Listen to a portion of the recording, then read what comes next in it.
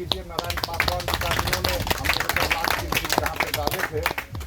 अब मैं बुलाना चाहूँगा हमारे गार्जियन स्वरूप मान्यवर सागर पासवान जी को कि वो आए और माननीय साहू जी महाराज जी पर माल्यार्पण करें।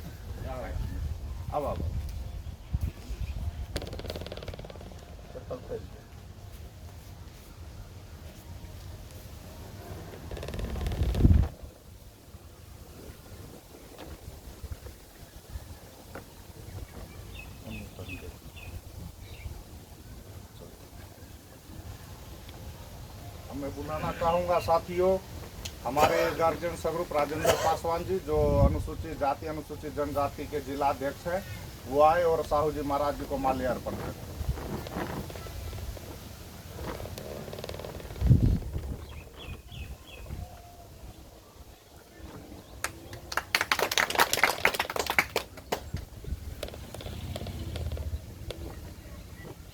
और साथियों आगे का कार्यक्रम आगे बढ़ाएंगे और हम साहू जी महाराज जी के बारे में और विषय पर चर्चा करते हुए मैं बुलाना चाहूँगा हमारे पिछड़ा वर्ग मोर्चा के जिला अध्यक्ष जयदेव मौर्य जी को कि वो आए और साहू जी महाराज और हमारे महापुरुषों की विचारधारा आपके सामने रखें।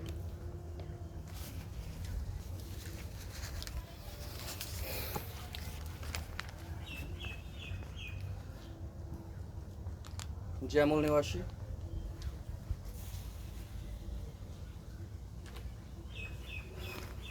जयमूल निवासी नमो बुद्धाय। आज बड़ा ही सौभाग्य का दिन है कि हम अपने ओबीसी समाज को जागृत करने के लिए ओबीसी समाज के रहे पर जिन्होंने ओबीसी समाज जो गुलाम था उनको जगाने का काम और उनको हक अधिकार दिलाने का काम जो सर्वप्रथम शख्स किए थे साहू जी महाराज जी की जयंती मना रहे हैं। और सबसे पहले मैं धन्यवाद ज्ञापित करना चाहूँगा इस कार्यक्रम के आयोजकों को जिन्होंने ऐसा कार्यक्रम रखा और हमें इस मंच पर बुलाकर बोलने का मौका दिया। बोलने के लिए हमारे समाज में तो बहुत सारे बुद्धिजीवी हैं, एक से एक ट्रेनर हैं जो अपने समाज को लगातार जागृत करते आ रहे हैं। मैं पिछले 5 सालों से आपके समाज में हूँ और अपने आप ज़्यादा बारिश होगी नहीं, कोई दिक्कत नहीं है। ये बारिश से हम लोग तो ज़्यादा नुकसान होने वाला नहीं है, क्योंकि हम लोगों ने जो नुकसान कर दिया ये बारिश तो ज़रूरी है। काफ़ी समय से हम इस बारिश का इंतज़ार कर रहे हैं। गर्मी से लोग परेशान हैं और शायद इस गर्मी के वजह से हमारे कार्यक्रम में लोग आ भी नहीं पाते हैं। कारण टेम्परेचर इतना है, लोग लू से अटैक होकर बीमार हो रहे हैं। तो ये ज़रूरी है, थोड़ा बरस भी जाए तो कोई दिक्कत नहीं है। हमारे साथ सहयोग का ही यही एक कार्यक्रम। तो साहू जी महाराज महापुरुषों के जयंती मनाने वाले आज के तारीख में बहुत सारे लोग हैं सर, और बहुत सारे इतिहासकार इतिहासविद इतिहास के जानकार लोग हैं। मैं तो उतना नहीं जानता। मैं जितनी भी अपने अनुभव से जो प्रैक्टिकली समाज में सीखा या आप लोगों से कुछ सुना और जो अनुभव किया, एक युवा होने के नाते, एक विद्यार्थी होने के नाते भी कह सकते हैं, क्योंकि जस्ट थोड़े दिन पहले मैंने अपनी पढ़ाई भी कंप्लीट किया है। अभी फ़िलहाल मैं अपनी पढ़ाई पूरा कर लिया और समाज के काम में लग गया है। समाज के काम में लगने की वजह हुई समाज की समस्याएँ, पारिवारिक समस्याएँ, व्यक्तिगत समस्या हर किसी के साथ होगा, अपने साथ भी था। तो समाज के काम करने के लिए परिवार की समस्याओं को छोड़ना पड़ता है। और जो स्थिति आ चुकी है इस देश में जो है सो अभी जो दौर चल रहा है वो दौर कहीं ना कहीं त्रिशूल और तलवार का दौर चल रहा है। इस त्रिशूल और तलवार के दौर में हमारी जिम्मेदारी आ जाती है, हम पढ़े लिखे युवाओं की जिम्मेदारी आ जाती है कि क्या हम त्रिशूल तलवार की बात करें या फिर हमारे जो बहुजन महापुरुष, चाहे वो गौतम बुद्धा हुए, उनके राह पर चलने वाले साहू जी महाराज, कबीर साहब जैसे लोग, बसपन्ना जैसे लोग, और उनके मानने वाले अंबेडकर विचारधारा के लोग, ये त्रिशूल और तलवार में लिपटे रहें या कलम की धार तेज करें। आज कहीं ना कहीं कलम की वो धार कमज़ोर हो गई है वजह क्या है मैं नहीं जानता, लेकिन मैं इतना ज़रूर जानता हूँ कि लोग कहीं ना कहीं आपसी अपना स्वार्थ, व्यक्तिगत स्वार्थ में पड़ चुके हैं। हमारे समाज में अब वो कमी नहीं है, हमारे समाज में वो रिसोर्सेज की कमी नहीं है कि अपने कारोबार को आगे नहीं बढ़ा सके, 1000-2000 लोगों को इकट्ठा नहीं कर सके। लेकिन पता नहीं क्या गनीमत है कि हम 2-4 लोग भी सही तरीके से बैठ नहीं पाते हैं। इसलिए लगातार 75-70 सालों से अंबेडकर साहब के विचारधारा को बढ़ाने के लिए कांसीराम साहब ने साइकिल से यात्रा किया था। उस समय संसाधन की बहुत सारी कमियां थी और उनके गांव-गांव तक, गली-गली तक जाने का जो काम किया, अंबेडकर को पन्ने से निकालकर, साहू जी को पन्ने से निकालकर बैकवर्ड समाज के एक से एक महापुरुष के विचार को गलियों तक पहुंचाने का काम कांसीराम साहब ने किया। और उनके बदौलत से हमारे समाज में एमएलए, एमपी, विधायक बनने लगे और एमएलए, एमपी, विधायक बनने के बाद आईएएस, आईपीएस, पीसीएस जैसे अधिकारी, पदाधिकारी भी बनने लगे। तो हमारा समाज कहीं ना कहीं रिसोर्सफुल हो चुका है, लेकिन परिवर्तन अभी नहीं हुआ है। मुझे ऐसा लगता है कि अगर ओबीसी समाज की जागृति करनी होगी, जागृति मतलब परिवर्तन होता है, और परिवर्तन तभी होती है जब अपना सोच बदलते हैं। जब तक अपना सोच नहीं बदलेंगे तब तक ये परिवर्तन होने वाला नहीं है। हम फूल चढ़ा लें, माला चढ़ा लें, जय भीम कर लें, साहू जी की जयंती मना लें, अंबेडकर जी की जयंती मना लें, काम नहीं होगा। हमारे पास संसाधन की ज़रूरत है और संसाधन हमारे समाज में है। मैं युवा वर्ग हूँ, काम लगातार चल रहा है। अभी तक जो संगठन और विचारधारा की लड़ाई हमारे पुरखों ने, हमारे पूर्वजों ने लड़ा, उसका दिशा भी और दशा भी दोनों दिख रहा है। और अभी भी कहीं न कहीं कार्यक्रम हो रहे हैं, विचारधारा फैल रही है, लेकिन जो गति है अभी, उस गति से भी मैं संतुष्ट नहीं हूँ, क्योंकि मैं युवा हूँ। युवा धीरे काम करना पसंद नहीं करता है, युवा सुस्त होकर चलना पसंद नहीं करता है। अगर मुझे कहेंगे आप समाज के लोग, आप गार्जियन लोग, मैक्सिमम गार्जियन लोग ही, मैक्सिमम लोग हमसे बड़े ही होंगे, कहेंगे कि काम तो हो रहा है, धीरे धीरे हो रहा है, तो मैं इस बात को नहीं मानता।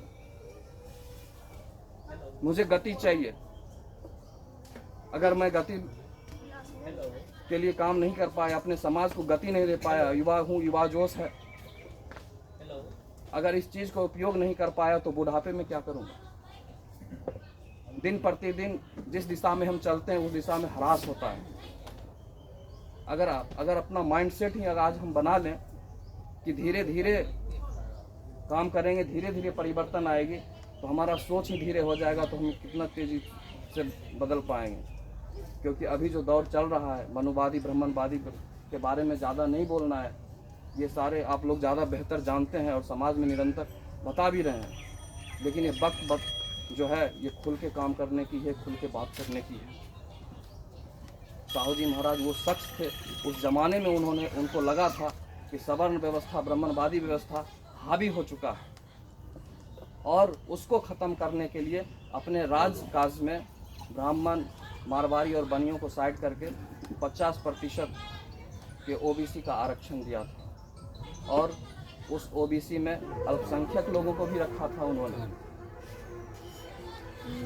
आज के तारीख में हम अल्पसंख्यक के साथ लड़ाई लड़ते हैं। अभी अगर वक्त है, कम शब्दों में बात को रखूँगा और मकसद की बात करूँगा, मुद्दे की बात करूँगा, क्योंकि भाषण देना तो कभी सीखा नहीं। 15 अगस्त और 26 जनवरी जब भी आता था तो स्कूल से गायब हो जाया करते थे हम।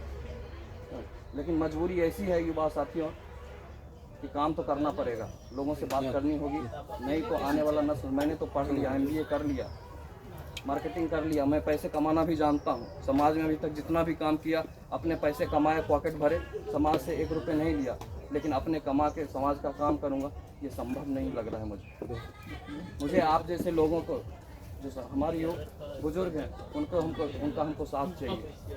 अगर गति प्रदान करनी है तो संसाधन देना होगा, और संसाधन देगी तो लगभग 4-5 सालों में इतने युवा को तैयार कर चुका हूँ, खास करके पिछड़े वर्ग में इतने तैयार कर चुका हूँ। संसाधन की कमी की वजह से आपके पास नहीं आ पाता।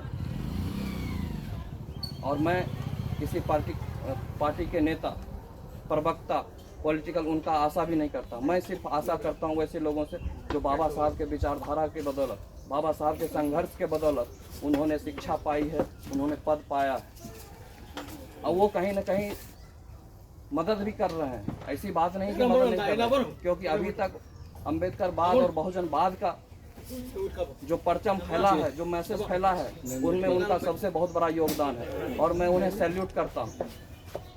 उन्हीं लोगों के साथ सहयोग से अभी तक यहाँ तक कार्यक्रम अभी बढ़ा है। लेकिन अभी सामने जिस तरह से देख रहे हैं देश में कि नया संसद भवन बनाया जा रहा है और उसका क्रियाकलाप, उसका उद्घाटन जैसे वैदिक परंपरा से हो रहा है, तो कहीं न कहीं वैदिक को प्रमोट किया जा रहा है। और वैदिक व्यवस्था में क्या था ये सब आप लोग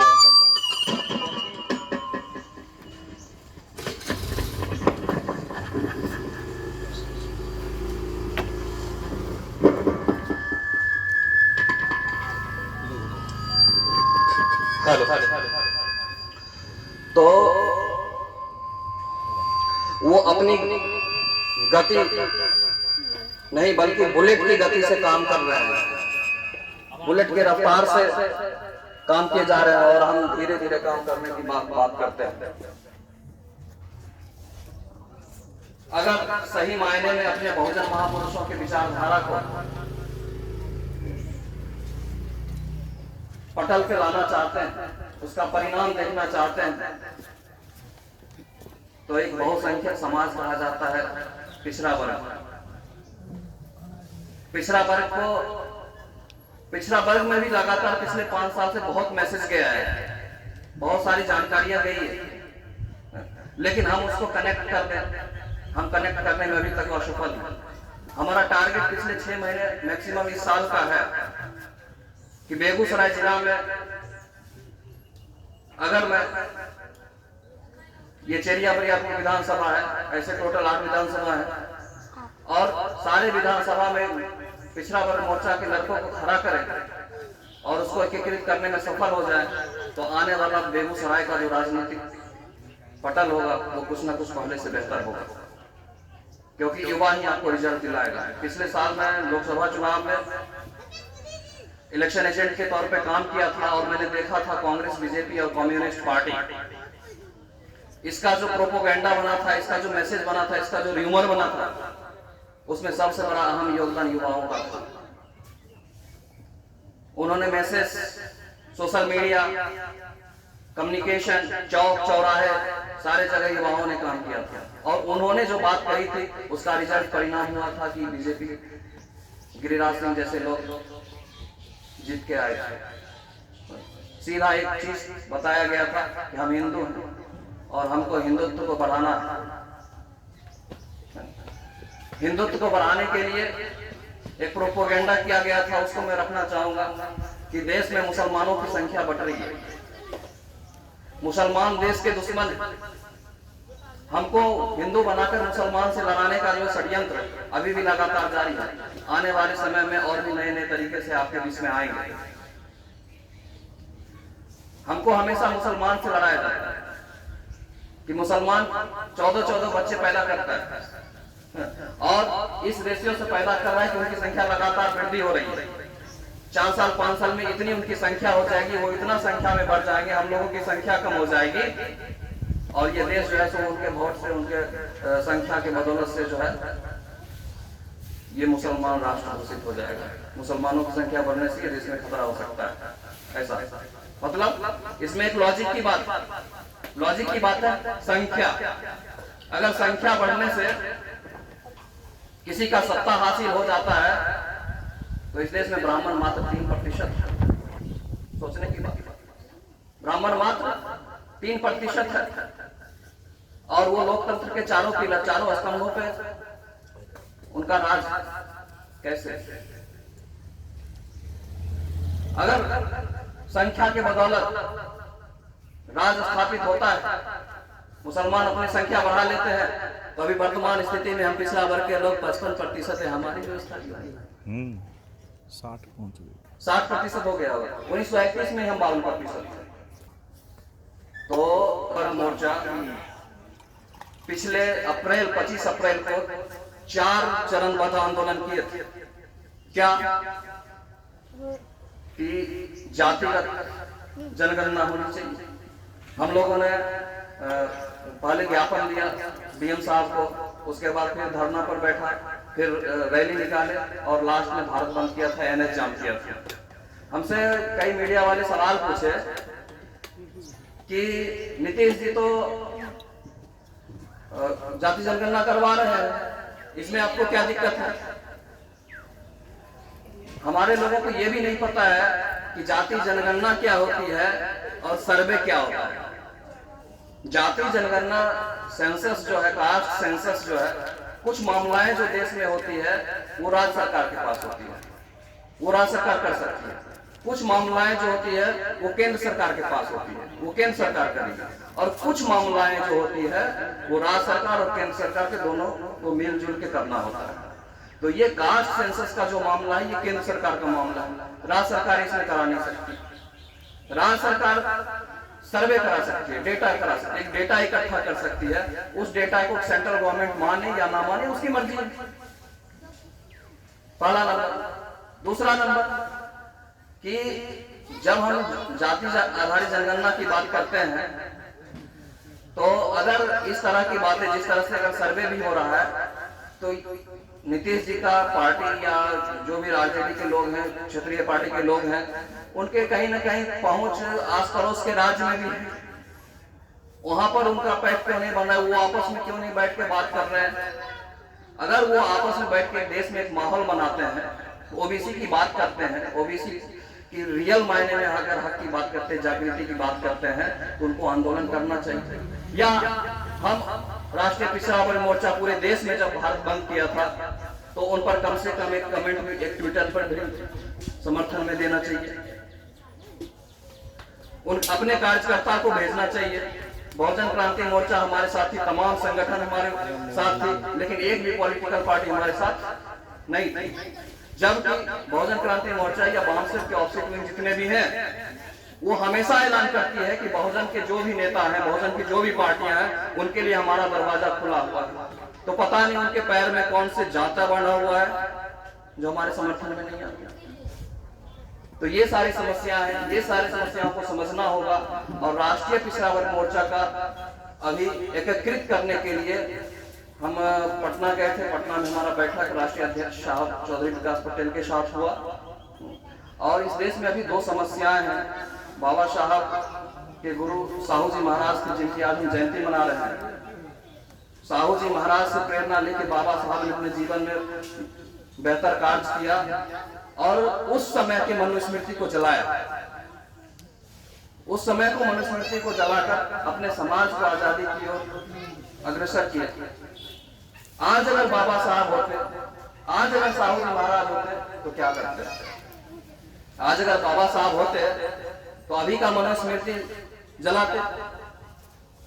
आज अगर हमारे साहू जी महाराज होते तो ओबीसी की आरक्षण की बात करते, ओबीसी को फिर से हिस्से की बात करते। और साहू जी महाराज सहयोग आंदोलन देते, सहयोग करते, समर्थन देते। लेकिन हमारे समाज में, साहू समाज में, ओबीसी समाज में साहू से साहूकार बन गए। हमारे जैसे युवा को, आंदोलन करने वाले को कोई रिसोर्सेज देने के लिए तैयार नहीं। अब हमारे साथ समस्या है कि हम काम भी करें, संसाधन भी जुटाएं या समाज की लड़ाई लड़ें। ये फैसला आप लोगों के ऊपर है। रही बात कि हमको अभी क्या करना चाहिए, तो ब्राह्मण बाल का अभी जो मनुस्मृति है वो डिजिटल मनुस्मृति कन्वर्ट हो चुका है।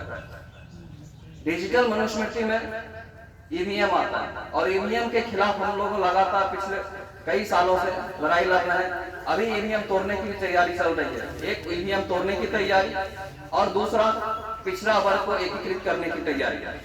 क्योंकि पिछड़ा वर्ग अगर आपके साथ आता है, शेड्यूल कास्ट, शेड्यूल ट्राइब के साथ आता है, तब जाके ये लड़ाई आप जीत पाएंगे। क्योंकि 1931 के जनगणना के हिसाब से 52% ओबीसी वो साइड कर देंगे, उसको हिंदू बना देंगे, उसको कई पार्टियों में बांट देंगे, वो खत्म हो गया। बाकी आप शेड्यूल कास्ट के लोग, शेड्यूल ट्राइब के लोग, माइनॉरिटीज के लोग, ये टोटल मिल जाओ, ये टोटल मिल जाओ, आप कभी भी बहुमत नहीं कर पाओगे। आप 50% से नीचे ही रहोगे। और कॉर्पोरेट सेक्टर का रूल लीगल रूल है कि 50% से अगर कम आपकी हिस्सेदारी होती है तो आप वहां पर डिसीजन मेकर नहीं हो सकते। अगर डिसीजन मेकर बनना है, अगर किंग बनना है, तो ओबीसी को जागृत करना होगा, ओबीसी को एकीकृत करना होगा। और ओबीसी को एकीकृत करने के लिए मैं निकल चुका हूँ, पूरे बेगूसराय में अपना घर छोड़ चुका हूँ। पिछले 1 महीने से मैं घर नहीं गया, और जब तक पूरे बेगूसराय के 18 प्रखंड को ओबीसी के लोगों को कनेक्ट नहीं कर दूंगा तब तक जाऊंगा भी नहीं।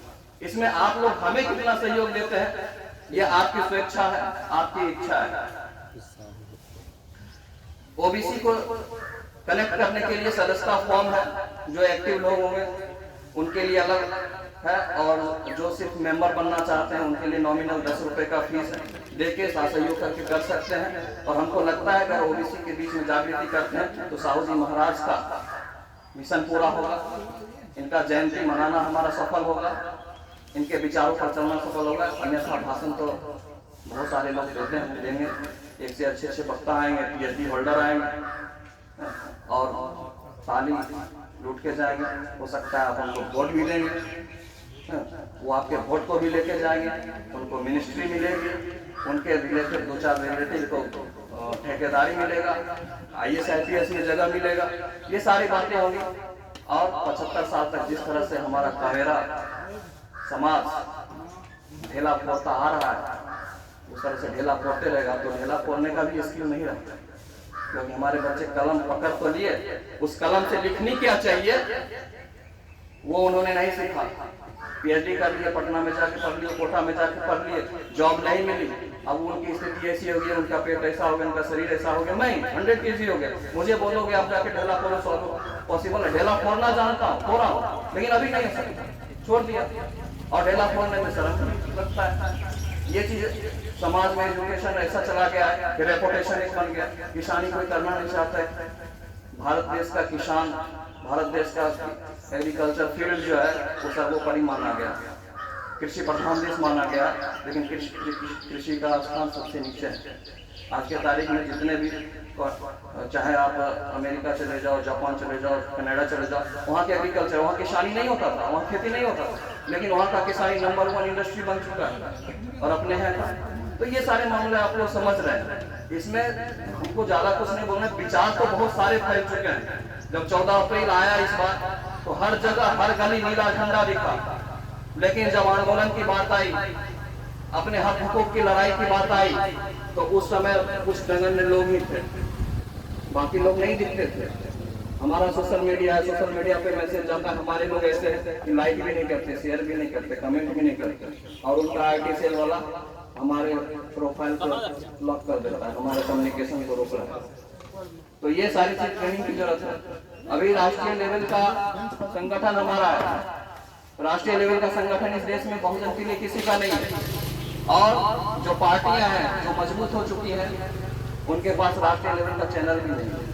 RJD JDU को हम लोग वोट देते आए नहीं देते, आज भी देंगे कि नहीं देंगे, उनकी भी जगह दिल में है ना। क्या RJD और JDU वालों ने अपना चैनल बनाया? अपना चैनल बनाया? नहीं बनाया। क्यों नहीं बनाया? उनके पास संसाधन नहीं है, संसाधन है मकसद नहीं है। वो वही RSS के चैनल पे बैठते हैं और RSS लोग क्वेश्चन पूछते हैं, डेमोरलाइज कर देते हैं, सवाल नहीं पूछ पाते, नहीं बोल पाते। तो हमारा राष्ट्रीय लेवल का संगठन है और राष्ट्रीय लेवल संगठन के माध्यम से हर घर में, हर गांव में लोग हैं और हर लोगों के पास मोबाइल है, हर लोगों के पास मोबाइल में रिचार्ज करवाते ही करवाते हैं, कोई खर्च नहीं, विदाउट खर्च, 0 एक्सपेंस करके हम चाहे तो अपना मीडिया खड़ा कर सकते हैं, हम चाहे तो अपना मैसेज डाल सकते हैं। बस इसमें थोड़े से जो लोग एक्टिव हैं, जो नए लोगों को जागरूक करने की जरूरत नहीं है, जो लोग जागरूक हो चुके हैं उनको सिर्फ एक्शन में लेके आ जाए। 2-4 लोगों को लीडरशिप करने लगे और फिजिकल डिजिटल ये दोनों वर्क करते रहे, हमको लगता है कि साहू जी महाराज का जयंती जरूर सफल होगा। इसी चंद शब्दों के साथ हमारे पास सदस्यता फॉर्म है, कुछ लोग हमें हेल्प करना चाहें तो आए, हेल्प करें। जय हिंद, जय मौर्यवासी, जय संविधान, जय साहू जी महाराज। धन्यवाद।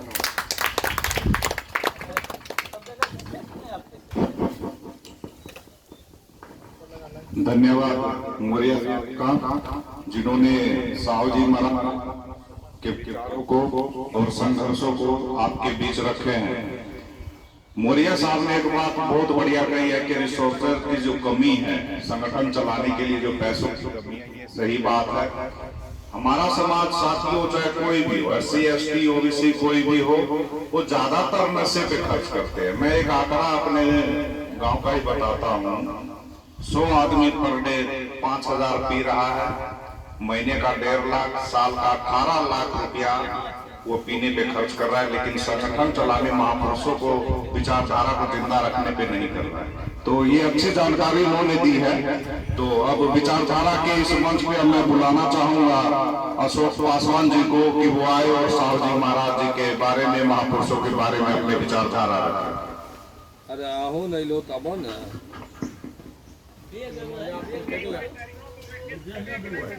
पॉकेट में कहाँ पर छो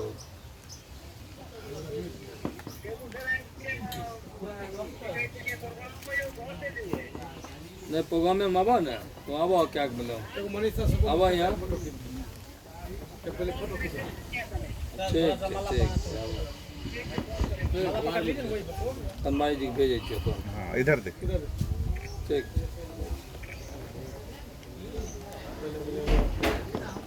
जय भीम, नमो बुद्धाय।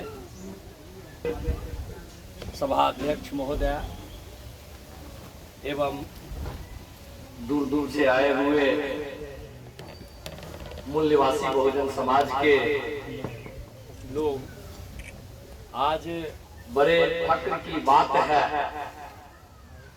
कि साहू जी महाराज की जयंती है और इस जयंती पर सुदूर इस टोले में